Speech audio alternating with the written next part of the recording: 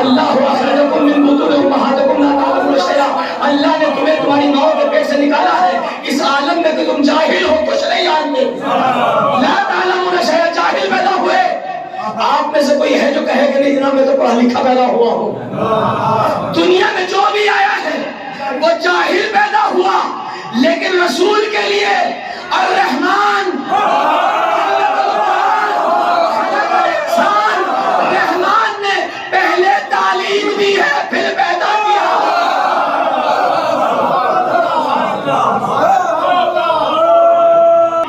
پھر پیدا کیا.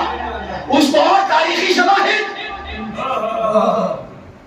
مولا کائنات خانہ کعبہ میں پیدا ہوئے، 3 دن کا سر ہے، رسول استقبال کے لیے بڑھے، خانہ کعبہ کا دروازہ پھر شکستہ ہوا، دیوار فاطمہ بنت اسد لے کے نکلی، رسول نے آغوش بڑھائی، علی آغوش بادر سے آغوش رسول میں آئے.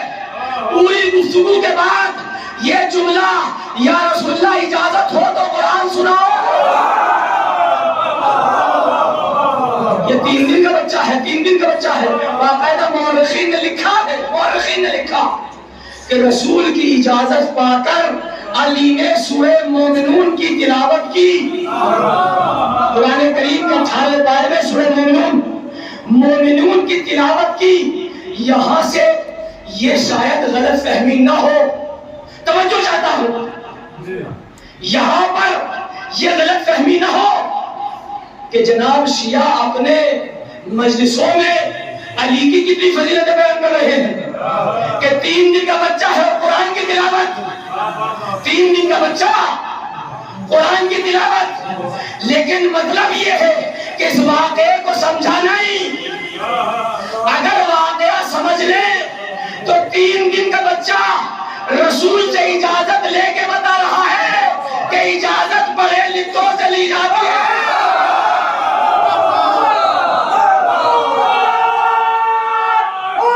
کسی نعوذ باللہ کسی جاہل سے اجازت نہیں لیتا، یہ علی کا اجازت لینا بتا رہا ہے. میں یہاں پر آپ کے سامنے بیٹھ کے فارسی میں تقریر کرنے لگوں تو آپ یہ کہیں گے کہ مولانا آپ بھی رات میں رہتے ہیں، ہمارے سامنے فارسی میں تقریر، تو تقریر اس کے سامنے کی جاتی ہے جو سمجھتا ہو.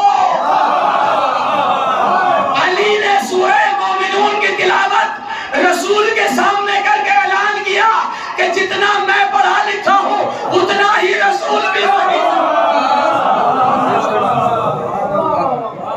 تو ہم رسول کو مانتے ہیں لیکن اپنا جیسا نہیں مانتے. ہم مانتے ہیں کہ رسول عالم علم لدنی ہے،